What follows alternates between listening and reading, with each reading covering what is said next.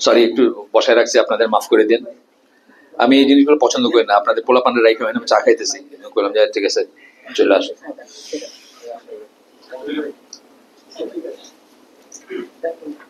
বিসমিল্লাহ,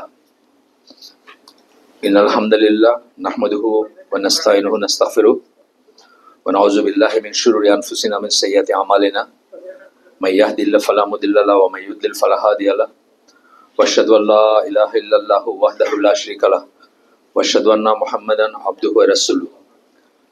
আম্মা বাদ, ফাইনা খায়রুল হাদিসি কিতাবুল্লাহ ওয়া খায়রুল হাদি হাদি মুহাম্মাদিন সাল্লাল্লাহু আলাইহি ওয়াসাল্লাম ওয়া শাররুল উমুরি মুহদাসাতুহা ওয়া কুল্লু মুহদাসাতিন বিদআহ ওয়া কুল্লু বিদআতিন দালালাহ ওয়া কুল্লু দালালাতিন ফিন্নার। আসসালামু আলাইকুম ওয়া রাহমাতুল্লাহি ওয়া বারাকাতুহু। আমি যখন একটু একটু দিনের পথে আসতে শুরু করলাম তখন রিয়েলাইজ করলাম যে জীবনের সবচেয়ে ইম্পর্টেন্ট যে জিনিসগুলো জানার, ওইগুলো আমাদের দেশে আমরা যখন বড় হয়েছি আমরা কখনো শুনি নাই। জানা শেখা তো দূরে থাক, আমরা কখনো শুনিও নাই এই কথাগুলো। তার ভিতরে একটা হচ্ছে আজকের টপিকটা, যেটা ঈমান বিনষ্টকারী বিষয়। এটা এরকম কোনো জিনিস শুনি নাই কখনো। হুজুর আমাদের পড়াইছে, কোরআন পড়াইছে, নামাজ শিখাইছে, ওযু শিখাইছে, কোরআন খতম করাইছে পড়ায়, কিন্তু এই সমস্ত টপিকগুলো কোনোদিন আসে নাই। দিন মানে নামাজ রোজা, এরকম একটা আমাদের বাবা মার ছিল, আমাদেরও ছিল। নামাজ রোজা শিখছি, ওযু করতে শিখছি, ব্যাস দিন পালন করা হইল। তো স্কলাররা বলেন যে আপনি যখন ওযু শিখেন, ওযু করতে শিখলেন আপনি ওযু করতে, কিন্তু কিসে ওযু যায় সেটা যদি না শিখেন তাহলে হয়তো আপনি ঘর থেকে বের হলেন, বের হয়ে সারাদিন বাইরে ছিলেন, সব ওয়াক্ত নামাজ পড়ছেন, ওযু করে বাইরে হয়েছেন, আপনার কোনো নামাজই হয় নাই, বিকজ আপনি ঘর থেকে বাইরে হওয়ার পরে ওযু চলে গেছে। সুতরাং ইমান কিসে, এতদিন কিন্তু আমরা ইমান নিয়ে অনেক পড়াশোনা করছি, অনেক কিছুই পড়ছি, গত এই হালাকা যতদিন ধরে হয় ঈমান বিনষ্টকারী বিষয় আজকে শুরু করতেছি, কিন্তু তার আগে আমরা পড়ছি শাহাদার শর্ত, শাহাদার শর্তাবলী, তারপরে আল্লাহ কি সত্যি আছেন নাকি, কোরআন কি সত্যি আল্লাহর কাছে আসছে নাকি, নবী সাল্লাল্লাহু আলাইহি সাল্লাম সত্যিকার রাসূল কিনা, তারপরে লা ইলাহা ইল্লাল্লাহ শর্ত পড়ছি, তারপরে ওয়ান্না মুহাম্মাদুর রাসূলুল্লাহ, এটা বলতে আমরা কি বোঝাই সেটা পড়ছি। সবই কিন্তু বিশ্বাসের জিনিস পড়ছি, ইমানের জিনিস পড়ছি। তো ইমান আনার ব্যাপারে, কি করে আনবো এটার ব্যাপারে পড়াশোনা করার পরে এখন জানাটা দরকার যে ইমান কিসে যায়, সেই জন্য আজকের আয়োজনটা।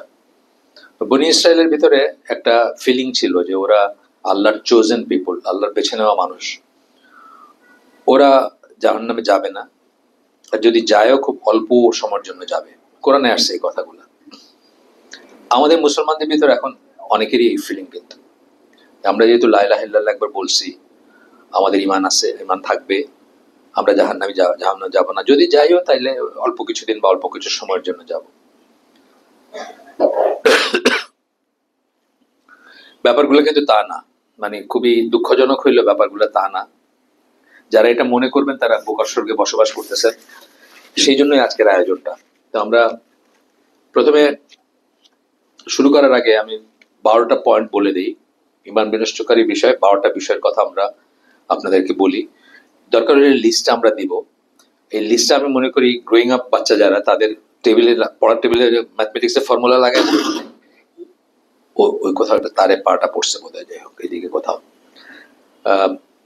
তো কোথাও টাচ করছে আর কি, পিছনেও হইতে পারে এখানে। তো ওরকম করে লাগায় রাখা উচিত এবং চিন্তা করা উচিত, শুধু লাগায় রাখা না। আপনাদের এই যে যারা আছে তারা চিন্তা করবে যে আমরা কি এরকম কিছুতে পড়লাম কিনা, বা এরকম কিছুর ভিতরে আছে কিনা। তো আমি লিস্টটা বলে যাই প্রথমে 12টা পয়েন্ট। প্রথম পয়েন্টটা হচ্ছে কোনো প্রকার বড় শিরকে লিপ্ত হওয়া।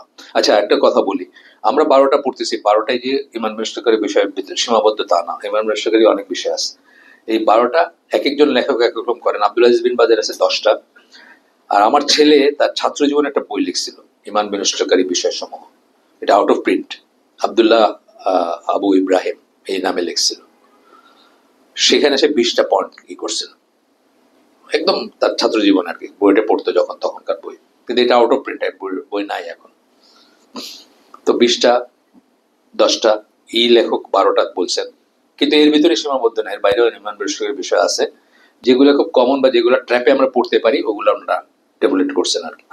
প্রথমটা হচ্ছে কোনো প্রকার বড় শিরকে লিপ্ত হওয়া, 2 নম্বরটা হচ্ছে আপনার এবং আল্লাহর মাঝে কাউকে মধ্যস্থতাকারী মনে করা, এজেন্সি মনে করা। 3 নম্বরটা হচ্ছে কাফেরদেরকে কাফের মনে না করা, যারা প্রতিষ্ঠিত কাফের তাদেরকে কাফের না মনে করা, মনে করে যে তারাও ঠিক আছে, এরকম একটা সেন্স।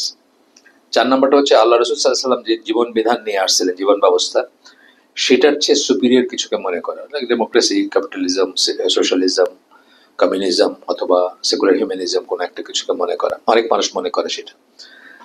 অথবা রিপ্লেসেবল মনে করা, মানে ইসলামের ওয়ে অফ লাইফটা হচ্ছে ওয়ান অফ দ্য মেনি, মানে অনেক কটার একটা। আপনি চাইলে এটা করতে পারেন, এটা করতে পারেন, এটাকে রিপ্লেস করতে পারেন বাই ডেমোক্রেসি অথবা অন্য কিছু। এটা মনে করলে আপনার ইমান নষ্ট হয়ে যাবে।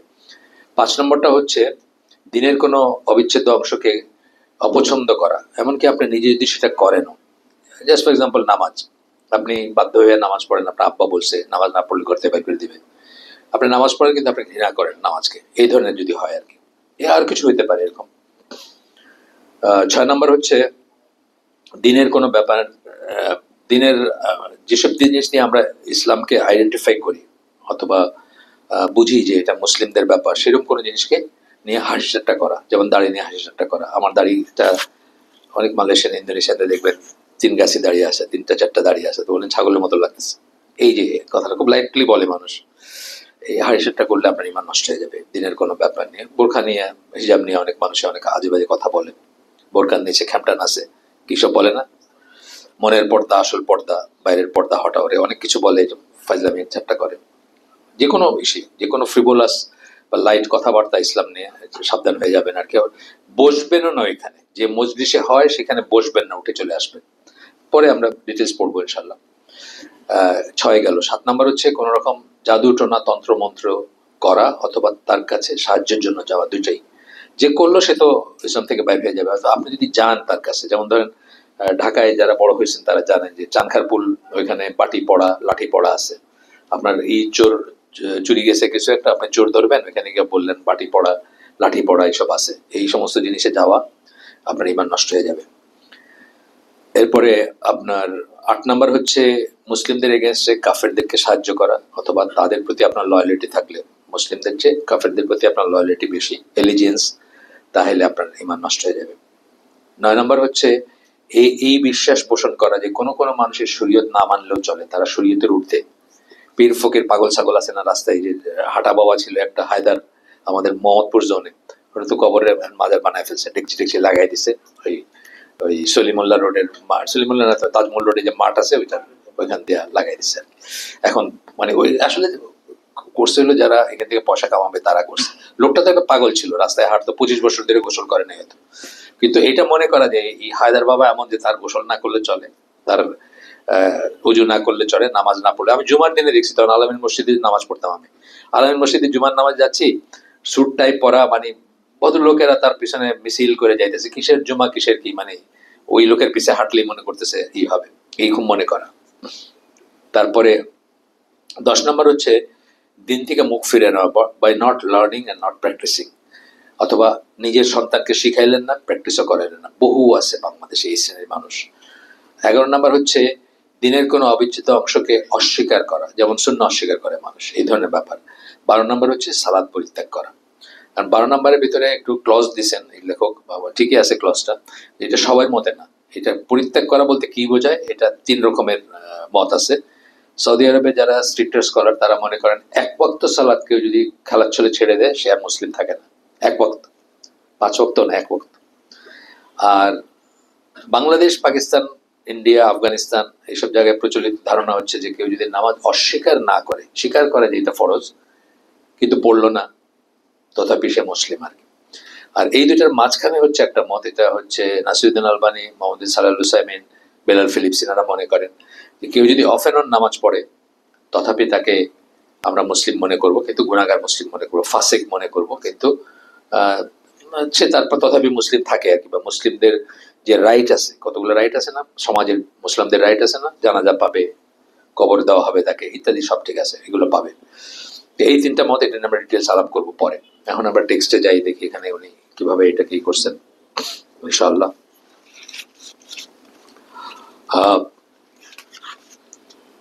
এটা 3টা জুমার খুতবা, আমি যেটা পড়বো এটা 3টা জুমার খুতবায় উনি কমপ্লিট করছেন, আমরা হয়তো দুইটাই চেষ্টা করব করতে, মানে একটু বড় আর কি সাবজেক্টটা, সেই জন্য একটু সময় লাগবে।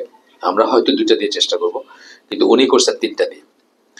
যাই হোক, প্রথমে বললেন যে যেটা আমি বললাম যে ইসরায়েলের লোক মানে বানি ইসরায়েল যেরকম তারা যেরকম বলতো, সূরা আল ইমরানের 24 নম্বর আয়াত কোট করছেন, this is because the said the fire shall not touch us but for a number of days. তারা বলতো যে আগুন আমাদেরকে স্পর্শ করলেও খুব অল্প সময়ের জন্য করবে। আর মুসলমানদের আসলে এক সেকেন্ডের জন্য চিন্তা করা উচিত না যে এক সেকেন্ড আমাকে আগুন স্পর্শ করবে, কারণ আমরা কল্পনা করতে পারি না জাহান্নামের টর্মেন্ট কি। আগুন দিয়ে আল্লাহ একটা বোঝাইছেন, কারণ আমাদের আমাদের মানবিক ভাষায় মানুষের জিনিসকে বোঝাইছেন আগুন দিয়ে। কিন্তু এই আগুনে জিনরা পড়বে না, জিনরা পড়বে, জিনরা তো আগুনের সৃষ্টি, তাহলে আগুনের সৃষ্টি জিনিস আগুনে পড়বে, মানে এই আগুন আমাদের আগুন না আর কি।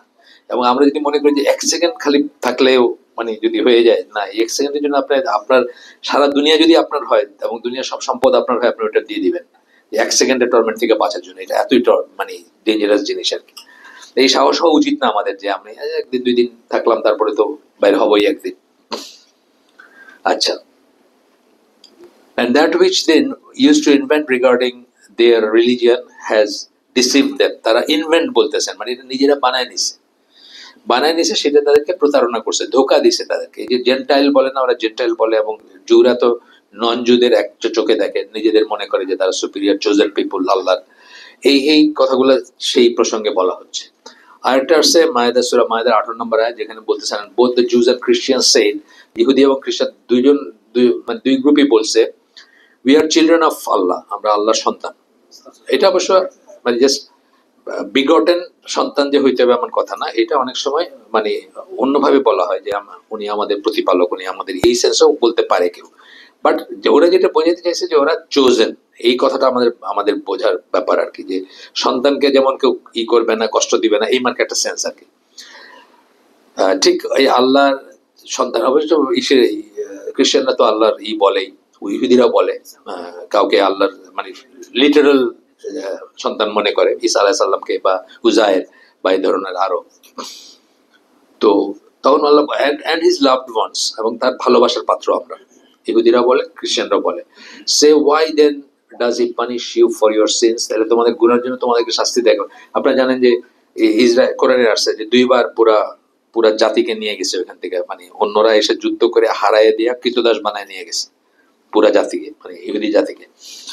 তো সেগুলো তো পানিশমেন্ট অ্যাকচুয়ালি। তো বলতেছেন যে তোমাদেরকে তাহলে আল্লাহ শাস্তি দেন কেন? Nay, you are but human beings of those he has created, তোমরা হচ্ছে মানুষ, যাদেরকে ক্রিয়েট করছেন তাদেরই মতো, সবাই মতো মানুষ তোমরা, এর চেয়ে বিশেষ কিছু না। তারপরে উনি বলতেছেন যে আনফরচুনেটলি অনেক মুসলমান আছে যারা এই সেম অ্যাপ্রোচ তাদের, উনি বলতে, এই লেখক বলতেছেন, they think that simply because they are Muslims or call themselves Muslim or have been brought up as Muslims that they will be in paradise regardless of the deeds that they perform. কি করলো তাতে কিছু আসা যায় না। সবাই জানেন তো কোন একটা সেক্ট আছে ইসলামে যারা মনে করে যে একবার লা ইলাহা ইল্লাল্লাহ বলছে জান্নাতে যাবে। বলছে না এখানে আগে, মুরজিয়া না, তারা মনে করে যে লা ইলাহা ইল্লাল্লাহ একবার বলছে তারা জান্নাত, মানে একবার কলেমা পড়ছে মানে তারা জান্নাতে যাবে। আমলকে ইমানের অংশ মনে করে না তারা।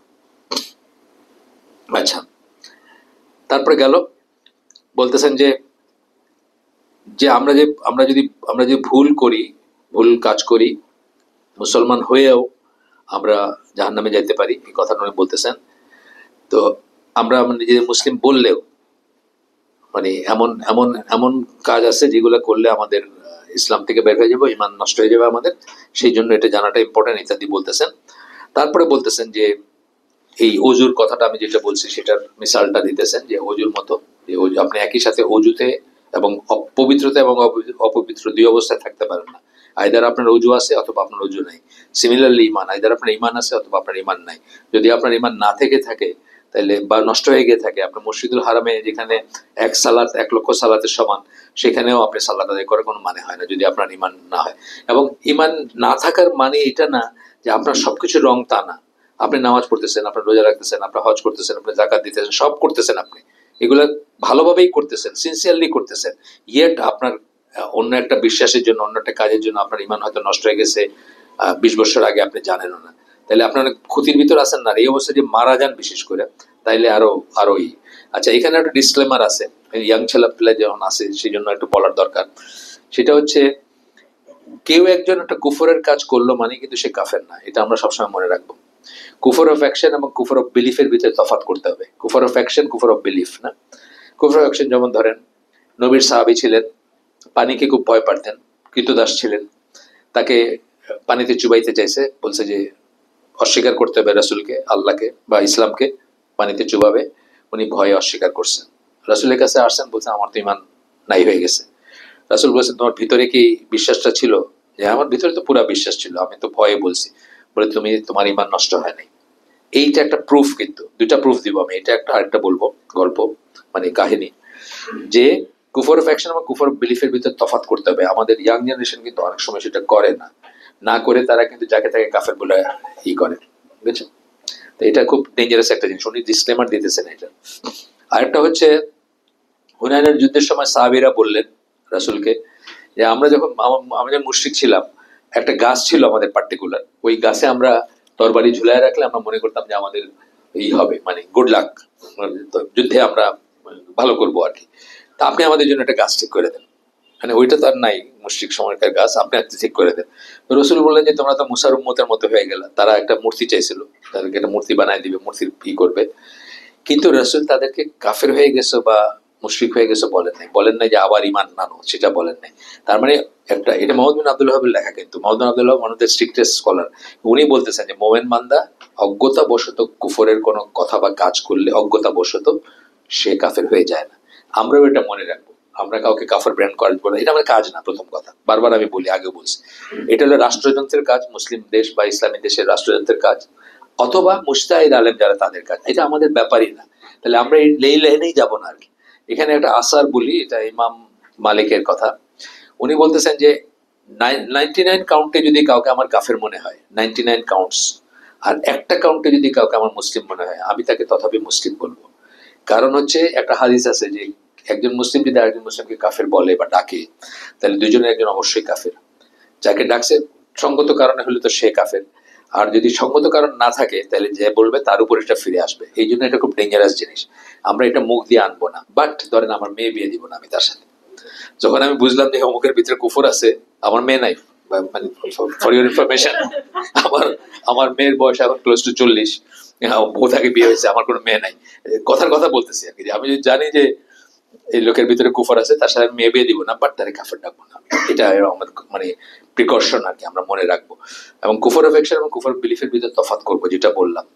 But there R some actions, যেমন ধরেন কোরআনকে ডিসেক্রেট করলেন, ছিঁড়ে টিড়ে পায়ের নিচে ফেললেন, আল্লাহকে গালি দিলেন, এইগুলোর জন্য আর কোনো প্রমাণের দরকার হয় না, অটোমেটিক্যালি কাফের আর কি।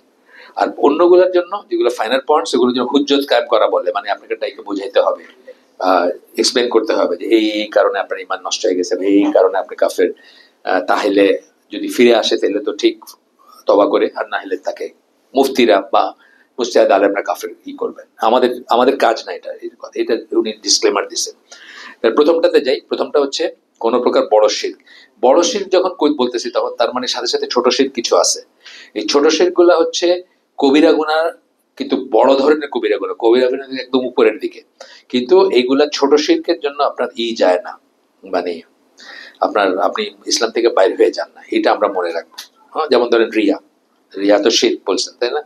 রিয়া হচ্ছে ছোট শিরক, মানে অন্যকে দেখানোর জন্য আপনি আপনার ইবাদতের কাজ সুন্দর করলেন, কিন্তু এটার জন্য আপনি কাফের হয়ে যান না। দুইটা আলাদা জিনিস। কিন্তু আপনি আরেকজনের জন্য ইবাদত করলেন, সেটা একটা জিনিস, আর আরেকজনকে ইমপ্রেস করার জন্য আপনি আল্লাহরই ইবাদত সুন্দর করে করলেন, দুইটা আলাদা জিনিস না? তো এটা হচ্ছে রিয়া। রিয়া হচ্ছে হিডেন শিরক বা ছোট শিরক, এটার জন্য কেউ কাফের হয়ে যায় না। কিন্তু বড় শিরক যেটা, সেটার জন্য ইসলাম থেকে বের হয়ে যায়, মুশরিক বা কাফের হয়ে যায়। সেরকম চারটা বড় শিরকের চারটা ক্যাটাগরি উনি করছেন। এইটাই যে মানে সম্পূর্ণ এমন কোন না, আরেকজন আরেকভাবে এক্সপ্লেন করতে পারেন, ইনি করছেন চারটা দিয়ে এক্সপ্লেন করছেন। প্রথমটা হচ্ছে প্রার্থনায় শিরক। প্রার্থনায় শিরক মানে কি? দোয়া, যেটাকে আমরা বলি, হাত তুলে আমরা বলি না আল্লাহর কাছে, আল্লাহ আমাকে এটা দেন ওটা দেন, এই জিনিসটা আল্লাহ ছাড়া কারোর দিকে করা। বহু মানুষ করে, কিন্তু তাদের পীর ফকিরের দিকে করে, ইভেন রসুলের দিকে করে। রসুলের দিকে করাটাও সেম, হ্যাঁ, ওইটাও শিরক। যে আপনি রসুলের, আপনি অনেক মানুষ আছে যারা হজে যায়, আপনার ইসে জিজ্ঞেস করবে, এয়ারপোর্টে জিজ্ঞেস করবে যে কেমন লাগতেছে, হজে যেতেছেন, দোয়া করে রওজাটা দেখে যেন মরতে পারি। মানে তার ইন্টেনশনটা আল্লাহর ফরজ ইবাদত করতে যাচ্ছে হজ, কিন্তু সে তার মেইন অবজেক্টিভ হলো রসুলের কবরটাই করতে। তা তো ওইখানে ইন্টেনশনের নষ্ট, সব শেষ। প্লাস সে ওইখানে গিয়ে কি করবে, তার ওইখানে চাবে, সে দোয়া করবে, চাবে, এমনকি চিঠি লেখে। শিয়াদের অনুকরণে বাংলাদেশি মুসলিমরা চিঠি লেখা পর্যন্ত এইটা ঢুকায় দেয় কবরের ওই জায়গা দিয়ে। মেয়ের বিয়া হইতেছে না, আমার মেয়ের, ইয়া রাসূলুল্লাহ আমার মেয়ের জন্য বিয়া হয় আর কি, ঢুকাই দিল। এইগুলা আপনার ইমান নষ্ট হয়ে যাবে, তাই না? দোয়া, দোয়া হচ্ছে প্রার্থনা, যেটা বললাম, দোয়া বলতে প্রার্থনা। আপনার জন্য আমি দোয়া করছি সেটা না আর কি, আমি আর কারোর কাছে চাইতেছি। এখানে একটা ক্লাসিক এক্সাম্পল আমি বলি সাধারণত, এই এক লোক একবার, আমি নিজে পড়ছি ওইটা, হামবুর্গে কোন একটা ইসে আপনার গাড়ি চালাইতে গিয়া সে ভুল করে একটা উল্টা দিক থেকে একটা ওয়ান ওয়ে রোডের উপর উঠে গেছে। সাই সাই করে গাড়ি আসতেছে, নিশ্চিত মৃত্যু। সে নাকি তখন চোখ বন্ধ করে তার বাবারে, আট্রসির বাবারে বলছে যে বাবা আমার তো শেষ, বাঁচান। তারপরে দেখে কোনখান দিয়ে কি হইয়া গেল, সে মানে সেফ হয়ে গেছে ওইখান থেকে। এই যে জিনিসটা, এটা হচ্ছে সেই শিরক আর কি, প্রার্থনার শিরক। বাংলাদেশে হুজুররা আছে, ডিম পড়া দেয়, সায়দাবাদী ডিমের উপরে পড়ে দেয়, আপনি খাইলে বাচ্চা হবে। আছে, অনেক আছে, অনেক আছে, এরকম কত আছে। তারপরে যাই হোক, এইরকম প্রার্থনায় শিরক আর কি। আমরা ইয়াকা নাবুদু ইয়াকা নাস্তাইন বলি, আমরা এই কথাটাই বলি যে আমরা আরো কিছু চাই না। ইট ডাজন্ট মিন দ্যাট আমি আপনার পানি দেন তো আগায়, এটা না। চাওয়া বলতে যে জিনিসগুলা আমরা আল্লাহর কাছে চাই, যে জিনিসগুলো শুধু আল্লাহ দিতে পারেন, সেই জিনিসগুলো আল্লাহ ছাড়া অন্য কারোর কাছে চাওয়া। এই পানি চাওয়া না, এক গ্লাস পানি খাওয়া না আমার, এটা না। তো সেটা আমরা মনে রাখবো এখানে দলিল হিসাবে আপনার। তো তার আগে একটু কথা বলার আছে শিরকের, প্রার্থনায় শিরকে যাওয়ার আগে জেনারেল শিরকের উপর একটা কথা বলার আছে। সেটা হচ্ছে যে কোরআনের দুইটা আয়াত জাস্ট একটু মাথায় রাখার চেষ্টা করবেন যখন বা পরে গিয়ে দেখেন। সূরা নিসার 48, সূরা মায়েদার 72 নম্বর আয়াত। এই দুইটা আয়াতের মিলিত সারমর্ম হচ্ছে যে তওবা না করে শিরকের উপর মারা যাবে, তার জন্য জান্নাত হারাম, জাহান্নাম ওয়াজিব। আল্লাহ শিরকের গুনাহ মাফ করবেন না, তার চেয়ে ছোট গুনাহ যাকে খুশি তাকে মাফ করে দিবেন। এটা হচ্ছে সামারি দুটা আয়াতের। আমি আর আয়াতগুলো পড়লাম না, বলে দিলাম। তারপরে এই যেটা নিয়ে কথা বলতেছিলাম, যে দোয়া হচ্ছে ইবাদতের এসেন্স। আমরা যে ইবাদত করি তার পেছনে কিন্তু আমাদের এই থাকে যে কার ইবাদত করি, যাকে চাইলে উনি দিতে পারেন আমাদের। এই জন্য দোয়া বা প্রার্থনাকে বলা হয় ইবাদতের এসেন্স। একটা লেবুর এসেন্স কি, লেবুর রস, রসের জন্য আমরা লেবু কিনি। সেম হচ্ছে এখানে, যে আমরা যে ইবাদত করি তার পেছনে কিন্তু একটা জিনিস হচ্ছে যে চাওয়া। এখানে দেখবেন অনেক সুফি আউল বাউল ফাউল আছে, তারা বলে আমরা আল্লাহর কাছে কিছু চাই না, আমরা খালি আল্লাহকে ভালোবাসি। চূড়ান্ত একটা মানে অভদ্রতা এবং অবাধ্যতা এবং অধ্যত্ত আমি বলবো। মানে তার মানে আমি কারো মুখাপেক্ষি না আর কি, মানে আল্লাহ এক ধরনের ডিনায়াল আল্লাহকে। কোন মানুষ যদি বলে আমার আল্লাহর কাছে যাওয়ার কিছু নাই, আমি সেলফ সাফিসিয়েন্ট, এই ব্যাপারটা তাই, আমি আল্লাহকে ভালোবাসি, এই ভালোবাসা আল্লাহ বলেন নাই আপনাকে। বরং উল্টা বলছেন যে আমাকে আল্লাহ আমার কাছে চাও, আমি আনসার করব। অথবা যদি মানে না চাইতেন তাহলে আল্লাহ তো যেটা আজকে এটাকে আপনি অস্বীকার করলেন। ইয়াকা নাবুদু ইয়াকা, আমরা কি বলছি, কেবল তোমার কাছে চাই। অফকোর্স আমি চাই, জুতার ফিতার থেকে নিয়ে সুন্দরী বউ সবকিছু চাই আমি আল্লাহর কাছে, তাই না? তো অফকোর্স চাই আমরা, এটা মনে রাখবেন যে এই এই এটা কিন্তু এক ধরনের অধ্যত্ত। কেউ যদি বলে যে আমি কিছু চাই না, আমি ভালোবাসি আল্লাহরে, আমি আল্লাহরে ভালোবাসি, আল্লাহ আমার ভালোবাসে, বাস শেষ। এগুলো হলো মানে আউল ফাউল বাউল মার্কা কথাবার্তা, দলিলবিহীন কথাবার্তা। যাই হোক, এরপরে আপনার এটা মোটামুটি এরকমই, they must be reserved solely for Allah. 1 micron ইবাদতের 1 মাইক্রন আল্লাহ কারো বেলা টলারেট করেন না। ইভেন রাসূল সাল্লাল্লাহু আলাইহি ওয়াসাল্লাম, রাসূল সাল্লাল্লাহু আলাইহি ওয়াসাল্লামের ইবাদত আমরা করি না, তার কাছে আমরা কিছু চাই না, উনি আমাদের কিছু দিতে পারেন না।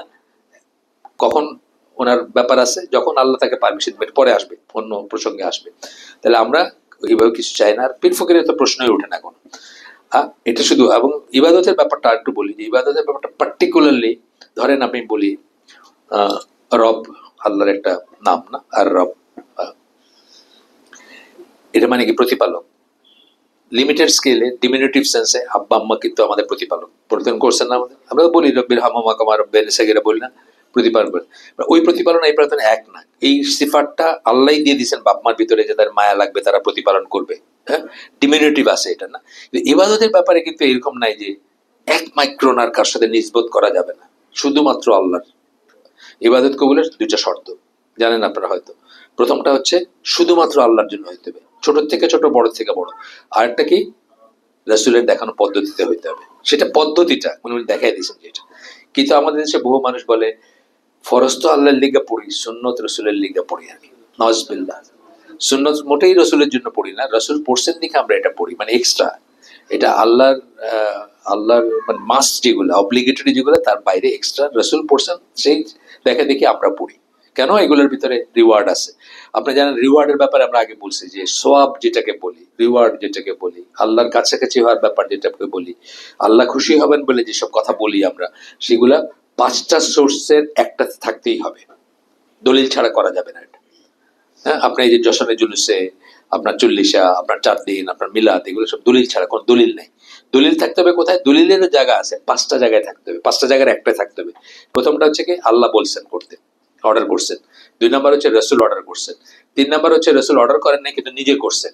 4 নাম্বার হচ্ছে নিজেও করেন নাই কিন্তু তার সামনে যখন করা হয়েছে চুপ করেছিলেন, নীরবে অনুমোদন দিচ্ছেন। 5 নাম্বার হচ্ছে কি, সাহাবীরা ঐক্যমত্যের ভিত্তিতে করছেন। এই এই 5টা সোর্সের বাইরে কোনো সওয়াবের নিয়তে কিছু করা যাবে না, করলেই বেদাত। এই জন্য মিলাদ বেদাত, এই জন্য 40 বেদাত, এই জন্য 4 দিন বেদাত, এই জন্য জশ্নে জুলুসে যাই করতেছেন সব বেদাত আর কি। মনে রাখবেন, এটা মনে রাখার ব্যাপার আছে। আচ্ছা, সেকেন্ড ক্যাটাগরির শিরক হচ্ছে নিয়তের শিরক। পারপাস, ইন্টেনশন এন্ড গোল, উদ্দেশ্য, নিয়ত বা কি পাইতে চান সেটাতে। যেমন ধরেন আমিও আল্লাহর নামে একটা গরু জবাই করতেছি, সাদাকা বা কিছু কাউকে বিতরণ করতেছি। আপনি একটা গরু জবাই করতেছেন কিন্তু খাজা বাবার নামে করতেছেন, বা খাজা বাবার এখানে করতেছেন, ওরসে পাঠাই দিচ্ছেন। আপনারটা শিরক, আমারটা না, তাই না? তাই জিনিসটা একটা কিন্তু দেখতে একই লাগবে, গরু জবাই করা এবং এটাকে ডিস্ট্রিবিউট করার ভিতর তো একটা সেম, কিন্তু আমারটা ঠিক আছে, আপনারটা শিরক। এই ধরনের আরো জিনিস আছে। তবে এটা যাওয়ার আগে উনি বলতেছেন যে সূরা আল আনাম 162-63 নাম্বার আয়াত কোট করতেছেন, বলো, রাসূলকে আল্লাহ বলতেছেন বলতে, নিশ্চয়ই আমার সালাত, আমার কোরবানি, আমার জীবন এবং আমার মৃত্যু হচ্ছে কেবল আল্লাহর জন্য। জানেন ফেমাস আয়াত এটা, the Lord of the worlds, মানে রব্বুল আলামিন, তার জন্য। হি হ্যাজ নো পার্টনার, তার কোনো নাই, শরীক নাই। And of this I have been commanded, মানে এটা বলতে আমাকে বা এটা করতে আমাকে আদেশ করা হয়েছে। রসুল বলতেছেন, রসুলকে বলতেছেন আল্লাহ। And I am the first of the Muslims, এবং আমি আত্মসমর্পণকারীদের ভিতরে প্রথম, বা আমি মুসলিমদের ভিতরে প্রথম। রসুলকে বলতেছেন আল্লাহ। তা এটা আমরা পাইলাম যে আমাদের এই সবকিছু আল্লাহর জন্য হইতে হবে শুধু। তারপরে আসতেছে আরেকটা টাইপেরই বলতেছেন এখানে, যে নিয়তের শিরক এবং উদ্দেশ্যের শিরক বললেন না, এটা হাফিজ ইবনুল কাইম বলছেন সূরা হুদের 15-16 নাম্বার আয়াত। সেই প্রসঙ্গে ইবনুল কাইম বলছেন যে এইটাও হচ্ছে এক ধরনের শিরক। সেটা কি? আপনাকে সৃষ্টি করা হয়েছে কেন? ওমা খালাকতুল জিন্না ওয়াল ইনসা ইল্লা লিয়াবুদুন, শুধুমাত্র আল্লাহর ইবাদত করার জন্য সৃষ্টি করা হয়েছে আপনাকে, জিনকে। তো আপনি যদি সকাল থেকে নিয়ে সন্ধ্যা পর্যন্ত বা রাত পর্যন্ত সারা দিন সারা জীবন যদি শুধু দুনিয়ার জন্য কাজ করতে থাকেন, তাহলে বলতেছেন যে এইটাও একটা শিরক। কারণ আপনাকে যে পারপাসেই করা হয়েছে সেই পারপাসটা আপনি করলেন না, সেই পারপাসটা আপনি রিপ্লেস করে দিলেন দুনিয়া দিয়ে। এই দুনিয়ার লাইফটা আপনার শিরকের পতিত করলো আপনাকে, এটাও একটা টাইপের শিরক। এই যে নিয়তের শিরক বললাম, পারপাসের শিরক বললাম, হ্যাঁ, গোলের জন্য শিরক বললাম, সেটা কে বলতেছেন? হাফিজ ইবনুল কাইম বলছেন সূরা হুদের 15-16 নম্বর আয়াত। আমি পড়ি একটু। বলতেছেন যে কেউ যে এই দুনিয়ার চাকচিক্য কামনা করে, to them we shall pay in full the wages of their deeds therein, তাদেরকে আমরা যার জন্য স্ট্রাগল করবে, মানে খাটাখাটনি করবে, আমরা তাকে পরিপূর্ণরূপে দিব। দুনিয়ার জন্য স্ট্রাইভ করতেছে, তাকে দুনিয়াতে সব দিব আর কি। and they will have no diminution therein, কিছু কম দিব না, আমরা কমতি দিব না, যেটুকু সে ডিজার্ভ করে সেটুকু দিব। আমরা দেখি কাফেররা অনেক কষ্ট করে না, যে যার জন্য কষ্ট করে সেটা আল্লাহ দিচ্ছে, তাদের জীবনটাই তো এটার পিছনেই যাইতেছে। এলন মাস্ক কথার কথা। They are those of for whom there is nothing in the hereafter but fire, তারা হচ্ছে ওই সমস্ত যাদের জন্য আখিরাতে আগুন ছাড়া কিছু নাই, শুধুমাত্র আগুন। and in vain are the deeds they did, এবং মানে বৃথা তাদের সমস্ত কর্মকাণ্ডগুলো বৃথা। ওরা সৎ কাজও করে অনেক, বিল গেটস ফাউন্ডেশন আছে অনেক আফ্রিকান দেশে বা অনেক দেশে, আমার দেশে বোধহয় কি আছে, কিসে দিছে পয়সা টয়সা, কিসে দিছে আমি জানি না, দিছে আর কি। তো যখন পয়সা চিবায় খাওয়া যায় না, একটা লিমিটের বেশি হলে তখন এসব কাজ করে, ওয়েলফেয়ার কাজ করে, কিন্তু এগুলোর কোনো মিনিং নেই আল্লাহর কাছে। And vain are the deeds they did therein, and of no effect is that which they used to do. কোনো কাজে আসবে না এগুলা। এটা নিয়ে একটা আমরা এই মজলিসে বলছি কিনা আমি জানি না, একজন ইসলামের স্কলার, কিন্তু বাইরের, আমার নাম ভুলে গেছি ওনার, উনি খুব সুন্দর করে বলতেছেন যে মক্কার কাফেররা, মদিনার কাফেররা বা মুশরিকরা, বা মক্কার মুশরিকরাও জিজ্ঞেস করতো যে, সাহাবীদেরকে জিজ্ঞেস করতো যে এটা কি করে হয় যে আমরা ভালো কাজ করব, তোমরা ভালো কাজ করবা, আমাদের ভালো কাজের কোনো মিনিং নেই, তোমাদেরটার মিনিং থাকবে মিজানে ওজনে, এটা কেমন কথা? তো এটা উনি খুব সুন্দর করে এক্সপ্লেন করছে, বলছিলাম বোধহয় আপনাদের এখানে, মনে হয় বলছিলাম আগে, যে উনি বলতেছেন যে আমাদের ওয়েট, আমাদের ওজন এখানে যদি 60 কেজি হয়, তাহলে আমরা চাঁদে গেলে 10 কেজি হবে। কেজি ওয়েট, নট কেজি মানে মাস না, ওজন, ওয়েট যেটা, ফোর্স যেটা আর কি। আমরা লাইট ফিল করবো, মহাশূন্যে কি জিরো, আমার ঠ্যাংটা উপরে দিয়ে মাথাটা নিচে দিয়ে করলে কোনো সমস্যা নেই। কারণটা কি? কারণটা হচ্ছে যে জি ফ্যাক্টর, আমরা জানি এম মাস জি, জি যত তার উপরে এম জি কত হবে এটা ডিপেন্ড করে, জি জিরো হলে এম জিরো। তো বলতেছেন যে এই এখানে যেরকম জি দিয়ে গুণ করতে হয়, ওইখানে মিজানের উপরে ওটা হবে ইমান দিয়ে গুণ করা, ইমানের ফ্যাক্টর আর কি। এখন ইমান যার জিরো তার পুরাটার ওয়েট জিরো, আর ইমান যার ফুল তার পুরাটার ওয়েট সে পাবে। ওই স্কলার বলতেছে, খুব সুন্দর লাগছে আমার কাছে ওনার ইটা, মানে সিমিলিটা যেটা উনি বলছেন। আচ্ছা, তারপর বলতেছেন যে এই আয়াতগুলোর পরে এই লেখক বলতে, আমি কিন্তু আপনাকে জাস্ট হাইলাইটেড অংশ থেকে চেষ্টা করতেছি একটু একটু পড়তে, পুরাটা পড়ি না আমি, মানে হাইলাইটেড অংশ থেকে একটু পড়লাম, সবকিছু তাও পড়ি না, আমি এতবার করছি যে আমার তো মুখস্থ হয়ে গেছে। তো মোটামুটি ভাবে একটু যেটুক না বললে নয় সেটুক বলি আর কি। আগে এক সময় আমরা এইটা দিয়ে হালাকা শুরু করতাম, কোন আপনাদের সাথে ধারাবাহিক হালাকা এইটা দিয়ে শুরু করতাম, কিন্তু পরবর্তীতে আমি দেখলাম যে এইটাও একটু একটু পরের দিকের জিনিস। তার আগে আল্লাহ আছেন কিনা এটাই বিশ্বাস করে কিনা এটা আগে কনফার্ম করা দরকার, কারণ আজ আল্লাহ বিশ্বাস করে না তারা এগুলো এতগুলো লাভ নেই, তাই না? এই জন্য আমরা এখন কি করি, আল্লাহ কি সত্যি আছেন এটা দিয়ে শুরু করি আমরা এখন, নতুন কোথাও আপনাদের শুরু করছি না, হ্যাঁ এটা দিয়ে শুরু করি এখন। তো তো বলতেছেন this is when one's entire life and purpose has no relation to Allah whatsoever. আল্লাহর সাথে যার লাইফের ইন্টেনশন, এন্টায়ার লাইফের পারপাস, লাইফ এবং পারপাস, জীবন এবং জীবনের পারপাস, উদ্দেশ্য আল্লাহর সাথে কোনো সম্পর্ক নাই। From the time he gets up in the morning, সকালে ঘুম থেকে ওঠার পর থেকে নিয়ে, to the time he goes to bed at night, রাতে যখন ঘুমাইতে যায়, his sole purpose, goal and reason for being, তার বেঁচে থাকার সোল পারপাস হচ্ছে এবং রিজন কারণ হচ্ছে being is not to please Allah but simply for the sake of this world. বহু মানুষ আছে না আমাদের ভিতরে, বহু মানুষ আছে না, এই যে যারা এখন হাজার হাজার কোটি নিয়ে জেলের ভিতর পৌঁছতেছে, কি করছে? আজকে একটা দেখলাম বেনজিরের ইনভেন্টরি দেখলাম, আমি তো মাথাটা খারাপ হয়ে গেছে দেখে, জাস্ট খালি বাড়ির ইনভেন্টরি দেখলাম আর টাকার ইনভেন্টরি তো আমি জানি না, এটা তো আল্লাহ জানেন, মানে টাকার ইনভেন্টরি তো জানেন সব নিয়ে গেছে বা কি করছে, যাই হোক। এরপরে বলতেছেন গেল দুইটা গেল, একটা প্রথমটা বললাম প্রার্থনায় শিরক, দ্বিতীয়টা বললাম নিয়তে উদ্দেশ্যে ইত্যাদি। 3 নাম্বারটা হচ্ছে আনুগত্যের শিরক। বহু মানুষের আনুগত্য অন্য একজন মানুষের প্রতি আল্লাহর চেয়ে বেশি। ধরেন যারা একজনের কথা একজনের মেরে ফেলতেছে গিয়া, তার আনুগত্য কোথায়? সে কি আল্লাহর কথা চিন্তা করতেছে? তাই না? একটা মানুষকে মেরে ফেলতেছে, একটা কেন, ওই 2-3 দিন আগে দেখলাম 1000 কত মানুষকে নাকি নিজে গুলি করে মারছে কোন একজন, 1030, এবং ওই রক্ত আর মগজ যখন তার হাতে এসে লাগে গরম লাগতো, তার নাকি খুব একটা আলাদা প্লেজার হইতো আর কি।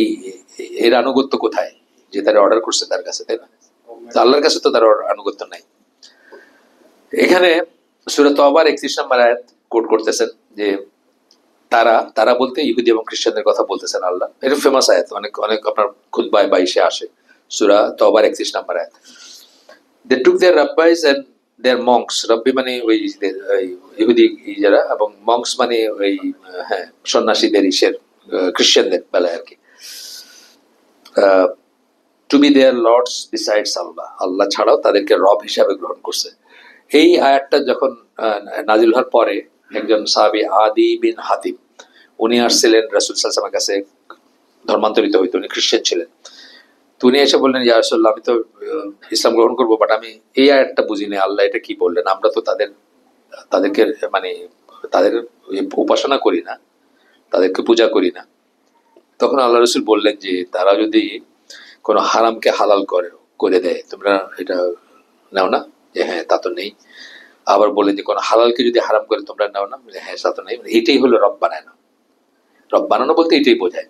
আমাদের সমাজে আছে না, আপনি কি শুনতেছেন আমারে বলেন, সুদ হালাল, আমি দেখাই দিব, এই হুজুরের কাছে গেলে বলবেন সুদ হালাল।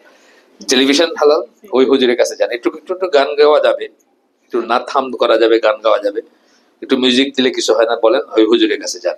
আমাদের সমাজে কিন্তু অনেক আছে এই জিনিস। ওই সময় ছিল শুধু তা না, এখনো আছে কিন্তু। এটা হচ্ছে আনুগত্যের শিরক। আপনার আনুগত্য আল্লাহর চেয়ে বেশি আরেকজনের প্রতি হয়ে গেল। এটা শুধু যে এই এই রব্বি বিশপ তা না, পলিটিক্যাল লিডার্স বা এটা এখানে বলতেছেন one must be very careful with respect to this type of shirk as one may fall into it under many guises. অনেক অনেক ছদ্মবেশে আপনি এটার ভিতর পড়ে যেতে পারেন। If anyone believes that his imam or shaykh has the right to declare permissible what Allah has forbidden, আপনি যদি বিশ্বাস করেন যে আপনার ইমাম বা আপনার শায়েখ যদি আল্লাহ যেটা নিষেধ করছেন ওইটাকে যদি বলে দেয় যে ঠিক আছে, তাহলে আছে না, বাংলাদেশে অনেক আছে, কিন্তু অনেক ফিল্ডে পাবেন আপনি এটা। তো বলতেছেন এটা, অর ভাইস ভার্সা, অথবা একটা হালাল জিনিসকে হারাম করে দেয়। অনেক সময় হালাল জিনিসকে হারাম করেছে, ধরেন একাধিক বিয়া করা। বহু মানুষ আছে ইসলামপন্থী মানুষ, তার মাথায় বাজ ভাঙে, মানে আকাশ ভাঙে পড়বে যদি শুনে যে আপনার একটা ইয়াং ছেলে আর একটা বিয়া করছে, ধরেন কথা, একটা করছে আর একটা করছে, মানে অলমোস্ট হারাম বানায় ফেলছে আর কি, বা ভাবটা দেখাবে যে হারাম এরকম। বা এটা না হোক, এরকম আরো জিনিস আছে, যেমন ধরেন এখন একটা পায়তারা চলতেছে, কোরবানিটারে কি করে ই করা যায়, মানে অপ্রয়োজনীয় মনে করানো যায়, চলতেছে না? একদম অর্গানাইজ এটাই চলতেছে। একটা কালা রঙের বই, আমি ভুলে গেছি, খ্রিস্টানদের লেখা বই কিন্তু বাংলায়। ওইখানে তারা বলছে যে কিরকম ক্রুয়েলিটি, কিরকম পশু হত্যা করতেছে, এগুলো দেখে দেখে, রক্ত দেখে দেখে পোলাপানে জঙ্গি হয়, মানে রক্তের প্রতি আর ই থাকে না, রক্ত দেখা যেটা খারাপ লাগে এটা থাকে না, বরং রক্ত দেখতে ভালোই লাগে, এরকম আর কি ভাবটা করছে। তো আস্তে আস্তে পায়তারা চলতেছে কিন্তু, যে আচ্ছা আমরা এটা সাদাকা দিয়ে দিলে পারি, ভালো ভালো মুসলমানরা বলে এটা, এই পয়সাটা এই গরু হত্যা না করে এটা সাদাকা দিয়ে দিলে পারি, মানুষ খাইলো বা ই করলো। হ্যাঁ, হ্যাঁ, গাজায় দিয়ে দেন বা অন্য, গাজায় দেওয়ার এটা কি এক নাকি? এটা একটা একটা ফরশেপ, হ্যাঁ, একটা ইবাদতের কাজ এটা। এটা এটা কিছু দিয়ে রিপ্লেস হয় না, এবং এটার পিছনে অনেক ব্যাপার আছে। তো যাই হোক, আপনার ইভেন হজ উমরা যখন আপনি ইসের বাইরে করতেছেন, এক ফরজ হজের বেশি করতেছেন, কখনো কখনো মনে আসতে পারে যে এই পয়সাটা আমি অন্য জায়গায় ডাইভার্ট করতে পারি, কিন্তু তাই বলে আপনি কেউ করতে যাচ্ছে তাকে সমালোচনা করতে পারেন, কারণ সে একটা ফরশিপ, এটা এই জন্য করতে পারেন। আমার মনে এই ধারণা ছিল আগে। আমি তো আল্লাহ নিছেন 38 বছর বয়সে 1994 হজ করছি প্রথম, কিন্তু এটা আমি তো কিছু জানতাম না। আমি হজ করছি কেন? আমার টাকা ছিল, জাহাজ চাকরি করতাম, টাকা ছিল। আমি জানছি যে হজের শর্ত হচ্ছে শরীর ভালো থাকলে আর টাকা থাকলে যাওয়া আসার পয়সা। আমি আর আমার ওয়াইফ চলে গেছি। তো গিয়া কিন্তু আমাদের মনটা কিছু জানি না, বুঝছেন না, ওই হুজুর একটা লাগাই দিছে, নিয়ে গেছে ওমরা করতে, সেই হুজুরেই কিছু জানে না, এখন বুঝি সে আমারে আবার করাইছে আর কি। যাই হোক, ওই সিলেটি হুজুর একটা আর কি। যাই হোক, তো আমি, আমার ওয়াইফের খুব ই ছিল যে আমাদের কি হয়েছে না হয়েছে আরেকবার, তা আমি একাধিকবার যাব না হজে। তারপরে আমি একটা হাদিস পাইলাম যেখানে বলতেছেন যে 5 বছর হয়ে গেছে যে একবার গেছে আর গেল না, সে অনেক কিছু মিস করলো। তখন আমি বললাম না, তাহলে তো এটা অন্যরকম। 11 সালে আবার গেছি আমি আমার ওয়াইফ নিয়ে। আর ওমরা তো মানে চায়া হোক না চায়া হোক, মানে আল্লাহ নিছেন বেশ কয়েকবার। তো এটা আর কি ব্যাপার, যে অ্যাক্ট অফ ওয়ারশিপের সাথে আপনি ওইগুলোকে ইকুয়েট, আপনার মানবিক, এগুলো হিউম্যানিজম থেকে আসে, সেকুলার হিউম্যানিজমের ধারণা আর কি, যে এটারে না কেটটা গরুটারে, গরুও বাঁচলো, টাকাটা দিয়ে দিলেন সাদাকা, আপনার ইবাদত মানে সব হইলো বা এই হইলো।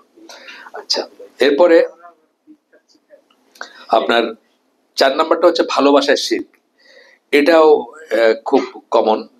এখানে আয়াত হিসাবে, মানে প্রত্যেকটা যে দলিল দিয়েছেন, তো এখানে সূরা বাকারা 165 নম্বর আয়াত, যেখানে বলতেছেন যে মানুষের ভিতরে এমন আছে যারা যারা মানে আল্লাহ ছাড়াও অন্যকে আল্লাহর রাইভেল হিসাবে গ্রহণ করে, অর্থাৎ ইবাদতের জন্য গ্রহণ করে, বাইশের জন্য গ্রহণ করে, আল্লাহ ছাড়াও শিরক। দে লাভ দেম অ্যাজ দে লাভ আল্লাহ, এটা হচ্ছে মেন কথা।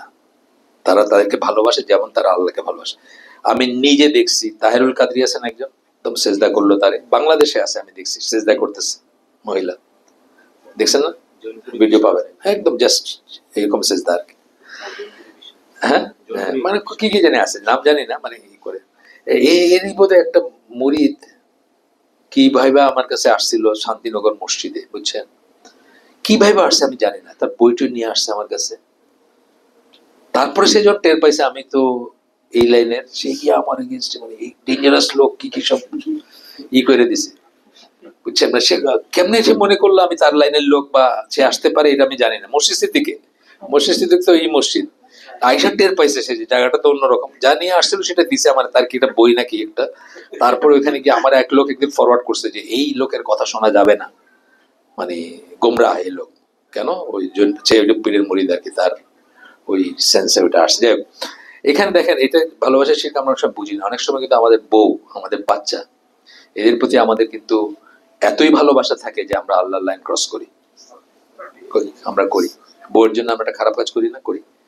ঘুষ খাই। বউয়ে কইছে যে তুমি কি হইলা, তোমার বন্ধুরা তো সব এস্টাবলিশ, তুমি কি করলা জীবনে?